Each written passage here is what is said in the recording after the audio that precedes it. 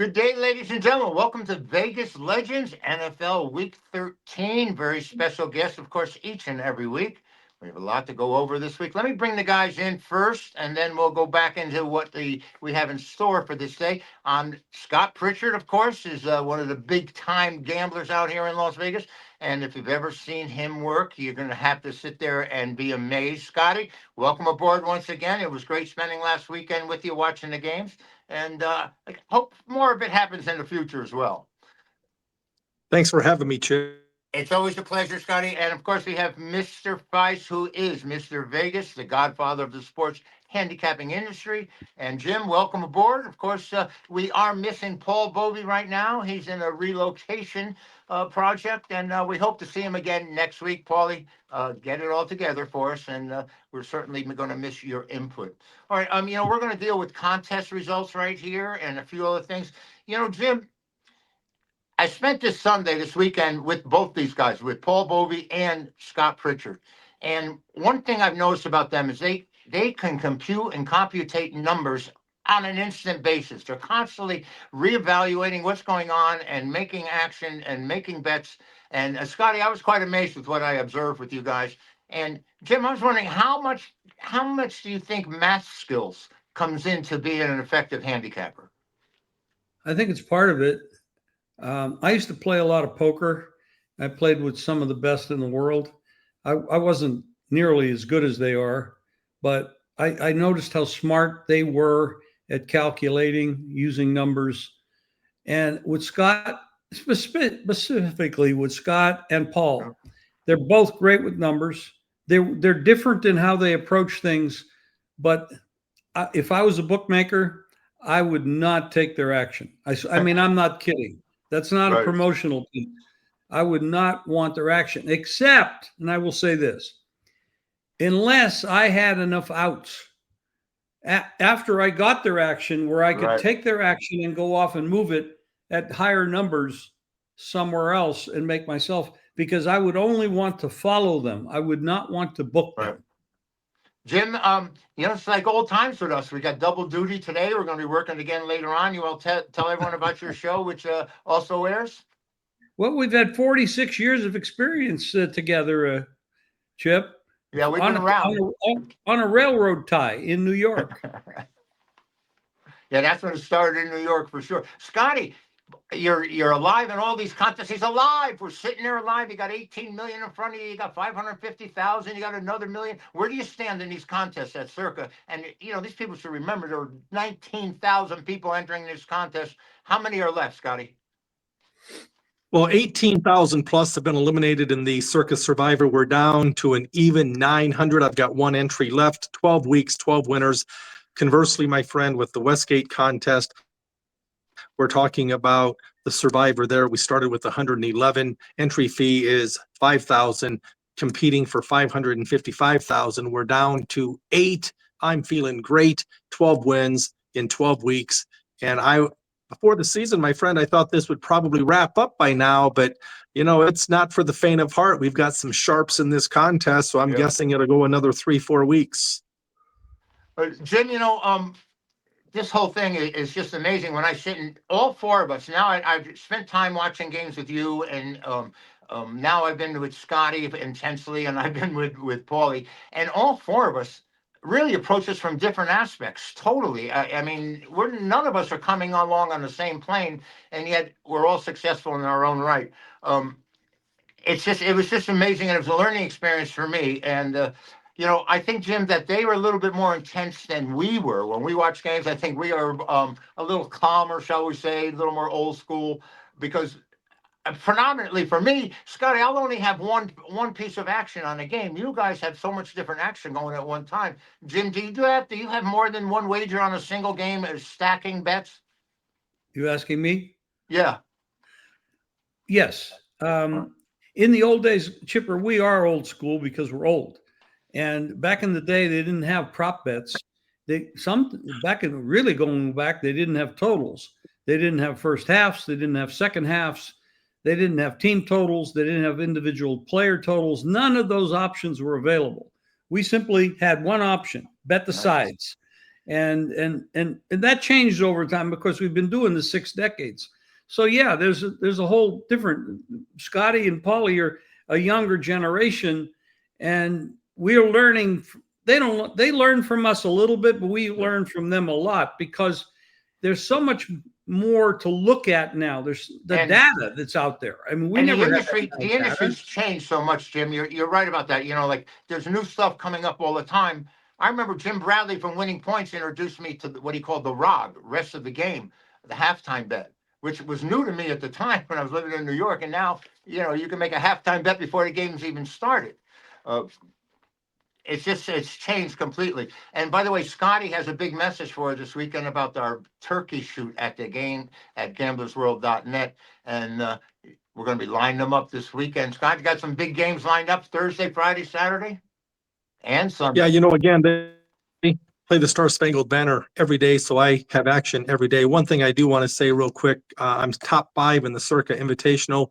We started with 25 of the world's best. They've been cutting 2 contestants now. I believe 8 people have been cut, and top 5 at this point, with a few select weeks to go, you have to handicap 7 games, college and pro, versus the number and or totals. And also the Las Vegas Review-Journal, very happy to report they had me do a write-up and a score prediction, ATS against the number on every single NFL game this past weekend in the Sunday paper. And miraculously, I went 10-2 versus the number. So life is good in Sin City right now, my friends. That's pretty good, going 10-2 and anywhere. That may be overachieving, but I don't think so. But before we get to the games, give us a like and subscribe. This is gamblersworld.net, and we are the Vegas Legends. And of course, you're going to get some analysis that you won't receive anywhere else. We have these experts are people that put their money on the line, their opinion every day, or they don't eat. And nobody wins every day. So there's a lot of pressure on these guys. You know, before we get to the games, Jim, and Scotty, I want to talk about overachievers and underachievers real quick. I think the biggest overachiever would probably be Indianapolis, who opened the season 100-1. Scotty, they're now 10-1, and you're a man of the future, always playing futures. The other team, I think that were over the Rams. You had clocked from the very beginning of the year. New England went from 50-1 to 10-1, and on the opposite side, maybe you two guys can explain this to me. Chicago Bears are leading their division, are they not? And they opened at 40-1, and they are now 100-1. Why would that happen with the team that's leading their division? Do you have an answer for me, Scott? What team did you just say? Chicago Bears are leading their division, and they were 40-1 to start the season. Now they're 100-1. Well, the Chicago Bears are congrats to the Chicago Bears. They're 8-3. They're in first place in their division, but that's why we do not crown the Super Bowl winner in November. I'm going to say something, and I hope everyone's sitting down. Forget the Bears leading the division and winning the division. Your Chicago Bears at 8-3 will not even make the playoffs. This team is a complete fraud. This team has been blessed with one miracle win after another, after another, after another. They beat Washington by 25-24 because Edward Scissorhands, the quarterback, Daniels, is running out the clock. He fumbled the ball.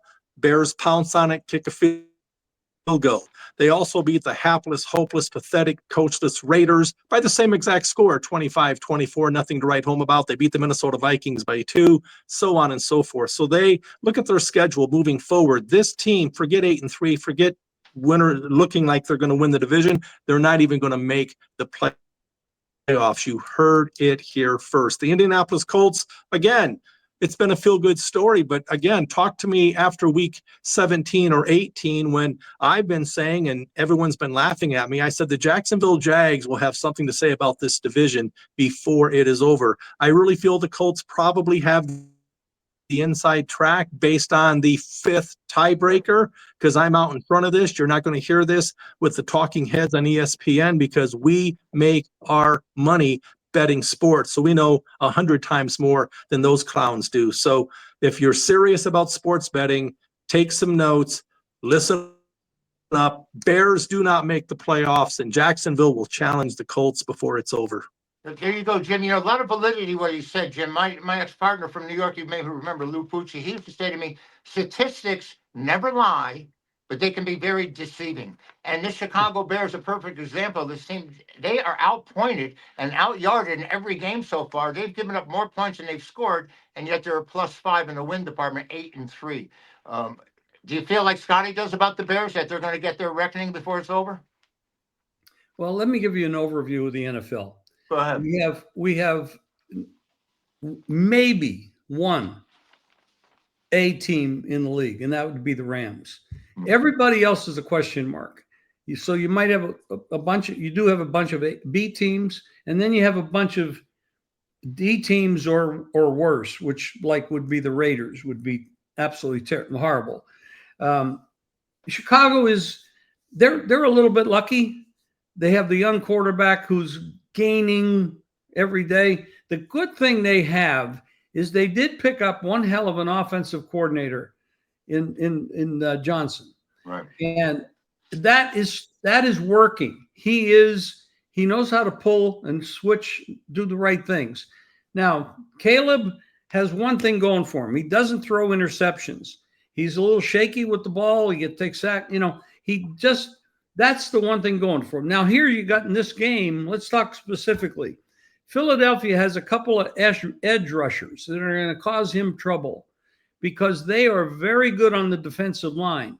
If Caleb gets into that shaky mode where he doesn't know what to do, he's going to get sacked. So I mean, here's a proposition bet for you guys. Right. I mean, it's Thursday. We're not going to talk about Thursday or Friday. This is Friday, but I would say Philadelphia's going to get over in their sack number. All right.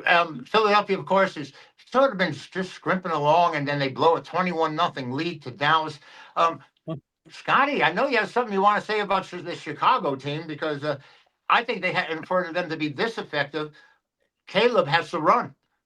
As far as it's just because he seems kind of inconsistent to me when he does throw, unless he's on the run. So Chicago at 8-3 is a big surprise. Set 4 straight wins now.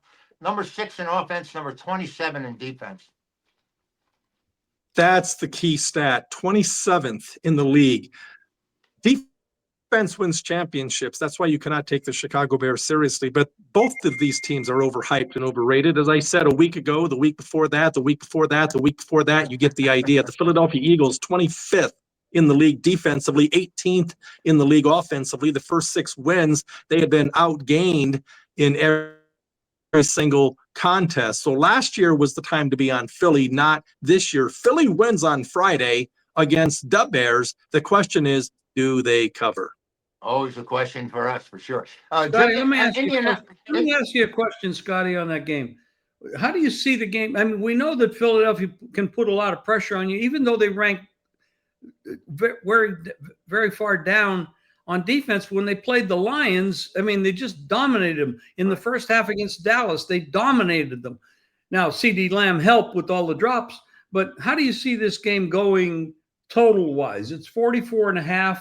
What do you see in this game for that? From the total opened 44.5. Yesterday it was 44.5. Today it's 44.5. I don't bet stale number. I don't bet square numbers. I don't bet it's a sharp number. So both teams play outdoors. Both teams play on grass, and both teams are familiar with adverse weather. So it's a hard no when it comes to the total on this specific game. No play. Thank you. And, Jim, we have Houston coming off a win. They beat Buffalo, and Indianapolis blowing that lead to Kansas City. And I think there were a few people are kind of chagrined the fact that Detroit was able to make a comeback. And, of course, Kansas City made a comeback here, and they were still in the survivor contest if you happen to have those 2 clubs. Indianapolis is kind of a question here. Scotty, I know you weren't high on them at all. Do you think they're going to have to be able to – they're 8-3. Do you think they'll be able to maintain this the rest of the way? We're talking about the Colts? Yeah. Yeah, absolutely not. There's no way they can sustain this. They're not that good of a team. I mean, I like their running back, but defensively, they can't stop anybody. And again, look at their schedule moving forward. They will have some challenging games. I'm not sold on Davy Jones. Hey, we're the Monkeys. Daniel Jones, Indiana Jones. He plays more like Davy Jones. Are you kidding me? So I don't take the Colts all that seriously. Do you really think the Kansas City Chiefs, the Denver Broncos, the New England Patriots, the Baltimore Ravens, the Buffalo Bills are scared about a carpet team, indoor team that's going to have to go on the road, outdoors, adverse weather in the playoffs? Bring it on. One thing I have to say, I'm telling you, we talked about contests and we talked about ATS records and this and that, but I want to give our viewers and our listeners an idea here. Think about this. There are 10 of us competing in the college football handicapping contest in the Las Vegas Review-Journal. The plays are time-stamped and documented. And the good news is I went 5-0 and 5-0 3 and 4 weeks ago. I went 10-0 versus the number, and still I couldn't catch the leader, our host, Chip Chirimbes. What I can do, Chip can do better. Well, that's very fortunate for me that this ball's been breaking my way. We pray that that ball will bounce our way each and every day. And that's why we're called the Church of the Holy Point Spread. Guys, we got more stuff going on here. There's big games out here. I want to bring up Carolina. Well, first of all, I want to make a comment to you, Scotty, on this Colts team. Number 2 in total offense, and number 1 in yards per play. And I think that is indicative of their running game because they're running the ball really well, and that's where the yards per play drop a little bit. All right, let's get to the Rams here. They're going to be a strong favorite at Carolina. Carolina's very disappointing last week. Jim, when a team receives 3 interceptions and a fumble recovery and they can't cover, that's bad news for me. They've alternated wins and losses the last 7 games. They only have 69 yards rushing against San Francisco. Do you think Carolina could be a viable source? They're at 6-6. Do you give them any kind of shot to make the postseason? Well, I want to answer this question, but I do want to go back to the Indianapolis game for 1 second. Houston has a fantastic defense, fabulous defense. This is going to cause Indianapolis, even though they're playing on their floor, in their stadium. But I'm not sure what Stroud is doing this week. Is he playing or is he not playing? But I will say this, the backup quarterback has played very well. And they have and they have a very good head coach.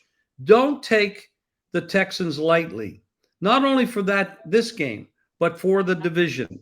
They are not to be slept on. They are the real deal. They have their defense is that good that you must respect them. Now, moving on to the Carolina Rams game, this is a perfect setup for Carolina, and I hate them. I mean, Bryce Young is too small. We cannot make him bigger. There's no way to make him bigger. And the Rams are probably the best team in football. However, the Rams had an easy time of it last week. Baker got a little shaken up with the shoulder. They pulled him out. It was a walk away. The second half, they didn't even play. And I believe that Baker and the Bucs are just heading towards playing this Panther team because that's the only team that can knock them out of the division. So in this game, I think it's a perfect setup for Carolina, even though I really don't think they're that good. I just think it's a spot, one of those spots in the year that they should. I mean, a double-digit road favorite, cross-country trip. Why can't they look past them a little bit? I mean, the Rams have nothing to worry about. Can they win the game? Of course they're going to win the game. They should win the game. Yeah. But do they have to cover 10? Probably not. I think they have to take points. I tend to agree with you. And, Scotty, you're the man that's been on the Rams since August. I remember you've been clamoring them. And I did some looks. Do you know they're 9th in offense and 9th in defense? And usually when you have a team that has this, say, as dominating as the Rams have been against most clubs, they'll have one area, either defense or offense, where they're ranked 1 or 2. This is like, 1/3 of the way through. They're number 9 on both offense and defense, and yet they're able to come out winning. Do you attribute that to coaching, or is it just the quarterback? No, I contribute it to the roster and the fact that they have good talent, but that's a great observation on your point, Chip, because the fact is we only have 5 teams in all of football that are in top 10 offense, top 10 defense, and the Rams are one of those teams. But now they have stolen the number 1 seed, and even I and or the Rams cannot find a way to lose if you're seeded 1 and you get a bye. Being seeded 1, critically important. So we already know during the course of the regular season what teams' records are coming off of a bye. Now in the playoffs, it's even magnified even more. History has proven that Super Bowl winners tend to be a number 1 or a number 2 seed. Yeah. Well over 50% of the time. So that is critically important. The Philadelphia Eagles had the inside track based on a fluke home field win against the Rams team that dominated their lame ass early in the season, 26-8 in the third quarter. Fourth down conversion after fourth down conversion converted, going for 2, converted again, but the Rams are still going to win the game. The last second field goal only to be blocked, run back 75 yards for a touchdown. Are you kidding me? But the Rams are so good, they have overcome that. And as you know, because I tell you every single time I see you and Jim and anyone else who will listen since August, I bet it's worth 6 figures for me, 6 figures plus, that the Rams make the playoffs, minus 160 back then. Today, they're 22-1. And the 49ers to make the playoffs, minus 160. And today, they're 7-1 to make the playoffs. So I want to talk about the Carolina Panthers. Everyone wants to beat up on them, but they are better than advertised. I'll be on Carolina plus the double digits at home. This is a team that at home beat the Atlanta Falcons 30-0. 30-0. The fact is they had, to your point, 69 yards rushing against the Rams, but here's the problem. When you fall behind early and often, you have to abandon the game plan. So that's when you have to rely on a petite 5-foot quarterback by the name of Bryce Young. That is a recipe for disaster. But if they can stay in the game, not turn the ball over on their home field, home crowd, home cooking, all of that, they can certainly be competitive. This is a team that finished 4-5 a year ago and would have went 5-4, but they lost to the Philadelphia Eagles, the team that won the Super Bowl, because the guy dropped a touchdown pass. So going into this season, I felt there was some good value on Carolina. But having said that, you look at their schedule the rest of the way, they are not going to challenge. The Bucks are overrated, overhyped. Go ahead. All right, no, I thought you had finished because I had a little break here, but Scotty Pritchard again. We have Vegas Legends, and we are here. Jim Feist. Jim, let's move on, Scotty, if you don't mind. We'll go to this game is for entertainment value. I just was wondering what your guys' thoughts were on the reaction to Shakur getting the start for the Browns against the Niners. The Niners, they get beat up, but they keep going out there scoring points. Brock Purdy had a horrid day, and they still dominated the game this weekend. Cleveland, what can we say about them except Shakur? If there's any team he can beat, it would be the Raiders. Jim, do you think he's going to come along? I mean, he was just, say, pedestrian that first game. I was wondering what you thought about the Cleveland-San Francisco matchup. I can't say too much about Shedeur. I mean, he's a college kid, has reasonable talent, but it takes a while to see what he really is. And playing the Raiders is really like playing a high school team. Here's the key in this game, and I believe it's the weather. The weather is the monster. San Francisco is a West Coast team. Purdy does not handle wet, cold weather well. And they're favored on the road at Cleveland. And Cleveland, like Houston, has a really, really strong defense. I bet this game under. I bet it's strong under 39.5. It's 36 now. So that says it all for me. All right, Scotty, this number I think is kind of shallow to me here. San Francisco has been covering, and I think they're doing a defense first, and then I look, and they're 7-4 to the over. So that kind of surprises me. But Cleveland, of course, is a mess, and they always have been. And I'm going to see. It's going to be interesting to see what Sanders can do against a legitimate defense like the Niners supposedly. Well, it's going to be interesting to see if you're a Niner fan. He's going to eat shit this weekend because he's a rookie quarterback who's overhyped, overrated. There's a reason why he was a 5th-round pick. He should be blessed and fortunate and lucky that he got drafted at all. I mean, this is a guy, we're talking about Shedeur Sanders, a guy who is 15 of 36 with 2 INTs. This is who we're talking about. The Browns beating the Raiders had nothing to do with Shedeur. The guy was 11 for 20, 4 for 16 in the first game. It's because of the Browns' defense. Shedeur, the one good thing for the Browns is the Niners don't have a pass rush. They can't get to the quarterback. So He will have a clean pocket, but he's still going to be good for an INT or two. But the Browns at home will cover this game, I think, because of their defense. The Niners are solid. They're getting healthier, but they're still missing some key guys on defense, including 2 Hall of Famers that are gone for the year. But Shadir Sanders, are you kidding me? This is a guy we're talking about all week. 15 for 36, 2 INTs. Don't let the facts get in the way of a good story. You know, Scotty, I wish you'd stop hedging on the show and let us know how you really feel about these games and these players. It's just a sin that you have all this time available and you don't use it. Jim, I got a great one for you. This game, I think, is kind of intriguing to me. Buffalo, who start the season with 4 straight wins and have now lost 4 of their last 7, going to Pittsburgh. And Pittsburgh, I think we have felt, all of us, for the most part, that they are just a shell of a club. They've only won 2 of their last 6. Pittsburgh, they just always seem to manage to be there before it's over. And I had said a couple of weeks ago, just when you're ready to bury Pittsburgh, Tomlin comes up with a big game, and the Steelers are again becoming the mix. Do you think they can beat this team outright? Buffalo's a small favorite here. I think under 4. Oh boy, this is a tough one because Buffalo hasn't performed to expectations. That's for sure. Yeah. They have a great quarterback in Josh Allen. There's no question about that. I've never been really happy with their game plan, their offensive game plan, and their head coach, too conservative. If you let Josh Allen play football the way he knows how to play football, he can be very dangerous, but they hold him back with handcuffs. Pittsburgh is interesting. I never expected to see Pittsburgh's defense to be as bad as it's been this year. And I mean, that's not what they're known for. They have Ranked the players. 28th, Jim. Pardon? I said, good point. They're ranked 28th in the NFL. Yeah, I never expected that. I think, honestly, I hate laying points on the road, so I probably would not do that. But in this case, I'd probably take Buffalo on the money line. I think they'll win the game. I see the game going. I see some 4s out there. Buffalo -4. It's starting to get a little too expensive.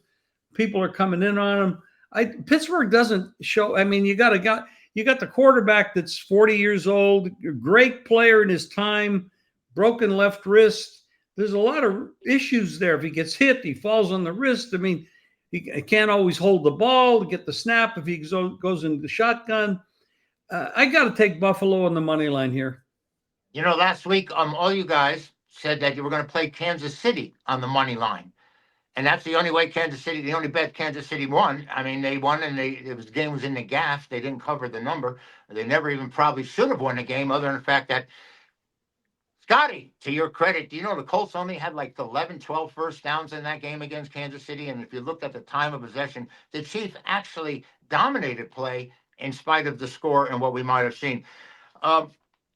Pittsburgh, like I said, 28th on offense, 28th on defense, and here's a team that are they doing with mirrors? They're still in contention. Buffalo's been, they have the number 1 rushing offense in the NFL, 147 yards. They have Josh Allen, the MVP, and yet they're number 2 overall on offense, and here they are with 4 losses in their last 7 games.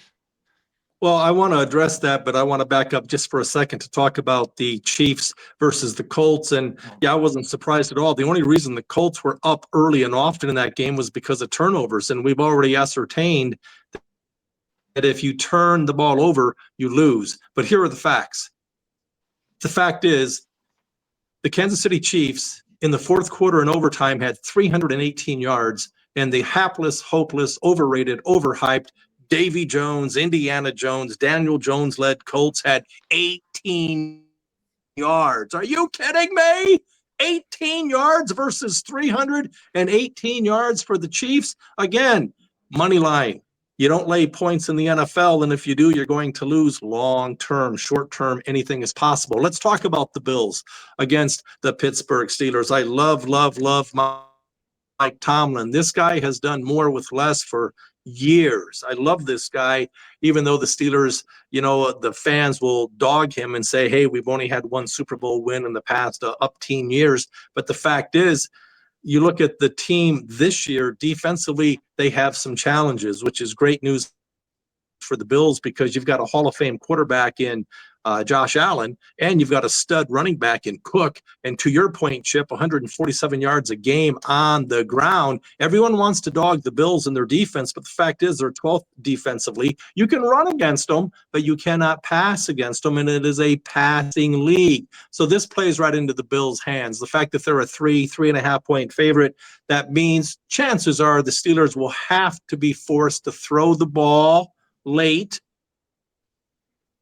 And that's playing into the strength of the Bills' defense. They're great against the pass. They just can't stop the run. All right, gamblersworld.net. That's where we're located. This is Vegas Legends, NFL Week 13. Jim Feist, Scotty Pritchard. I'm your host, Chip Chirimbes. Guys, we'll finish up with one game here. We're going to leave some for a little mystery out there for the viewers. And the what were they thinking department? Minnesota Twins get rid of Sam Darnold just when it looked like he had matured to take a chance, Jim, on a rookie first-year quarterback who got injured, didn't even play. And the question was when he was drafted, why did he get drafted where he did? How come the Vikings had so much faith and confidence in him they were willing to jettison a veteran quarterback that he got beat in the playoffs, but he did have his best season. Looked like he was coming along. J.J. McCarthy's had one quarter. He had one drive against Alabama in the bowl game, and I think maybe that's why he was drafted. But McCarthy's got to be a major disappointment for the Vikings. I'm going to say this is the biggest bonehead move in the NFL this year. J.J. McCarthy is not an NFL quarterback and most likely will never be one. That's my opinion. Now, I don't mean to trash the kid, but he's an athlete. He is a football player. I respect the fact that he's gotten there, but this is a different level. They made a big mistake, honestly. They know it. They know it. They know this kid cannot play at this level. He doesn't process quick enough. He's not accurate with the football. He locks his front legs, so he overthrows passes all the time. He is simply not an NFL quarterback. If you want to play this game, there's only one team in this mix here. That's Seattle. The problem is Minnesota has a roster that's good enough to win the Super Bowl, but they don't have a quarterback. Right. When you bring in Wentz and he's actually better than your starter, that tells you everything because Wentz has lost it years ago. How do you lay 11.5, 12.5 in a football game like this? But Seattle is absolutely the winner. I don't play a lot of teasers, but I play some. But and I know one guy that plays a lot of 10-point teasers, and he does very well with them. I mean, that probably is the only way you could use Seattle, unless you bet Seattle team total over. Because Minnesota, I don't see how Minnesota scores any points in this game. Seattle certainly has improved. I was really surprised, Jim. They opened to 50-1 to win it all. Now they're down to 10-1 as they played such good football this year. But I know there's one guy here that told me earlier that Seattle was a fraud. That Seattle can't get there. That Seattle will never win. Oh, Scotty, there you are. You have a comment on this. You can be a fraud because you're playing another fraud. There's a lot of them out there in the NFL right now. Yes. Scotty. Well, you're exactly right. I say what I mean. I mean what I say. And we have to put it in the proper context. The Seattle Seahawks are a feel-good story. They are a great regular season team, but they should be 1,000-1 to win the Super Bowl. And here's why. They could be the third best team in their division. They've already lost twice as many games as the 49ers, and the 49ers went to Seattle and beat their ass, okay? I respect Donald. I like their coach. I like their running game. I like their defense, okay? But here's the problem.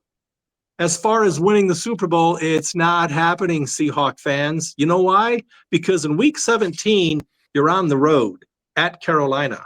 Week 18, you're on the road at San Francisco. So that means best case scenario, you're going to be a wild card team, and that means welcome to the road. You're going to be on the road as a 5 seed against a division winner. That's 3 consecutive road games. And if lightning should strike 3 times, guess what? You get to play the top seeded Rams on the road. you just lost to, okay? And then in the championship game, you're going to have to go to Philly or Detroit or who knows where, 5 consecutive road games. And oh, by the way, your 6th consecutive road game will be the Super Bowl, San Francisco. So if you think that the Seattle Seahawks are going to win 6 consecutive road games late in the year, each game through progression is going to be more challenging than the other. That's why you're not going to hear this on ESPN. You're hearing it from pro sports bettors who see this shit long before it happens. See the cashier. All right, I'm wondering myself. I want to hear who he likes in this game. How do you play this game? I love it. And thanks for, I got a little sidetracked. I've been known to do. I got a little derailed. You got me going, boys and girls. Yes, I have an opinion on the game. I like the total. I like the under 41.5. This is too many points. Seattle has a very good defense. Minnesota has a very good roster. And to the legend Feist comment, they just don't have a QB. So I like under 41.5 in this game.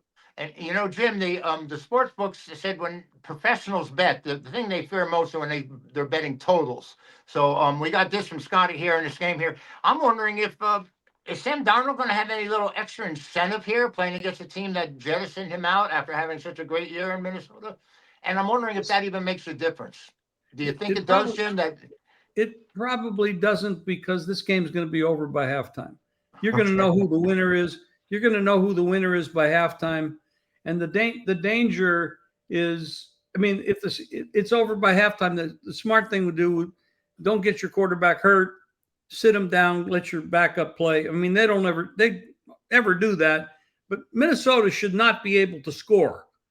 Now, I said that before, and that's where Scotty is so right.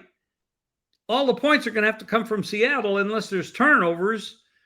So he's right. It's an underplay, and bet the halftime game, bet the under. I mean, there's lots of ways to play. Put it in a teaser, 10-point teaser, with a couple teams that you like.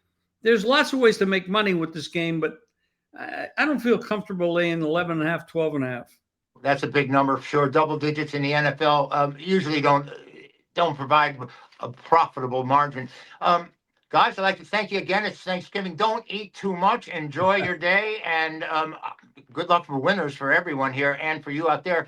Don't forget, this is gamblersworld.net. These guys will be posting a turkey shoot weekend for you. Special prices, special games from the top handicappers in the nation. Chip Chirimbes. This is Gamblers World. Go ahead, Jim. Happy Thanksgiving, everybody. And you guys as well, I mean, Scotty, I saw that drumstick. I saw that turkey you bought. You can't eat that all by yourself. I'm sorry.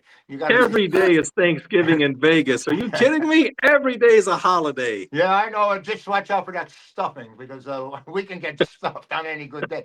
Listen, I thank you guys again. And Scott Pritchard, of course, I was going to say Paul Bovey, but Paul is relocating, and we have Jim Feist, of course.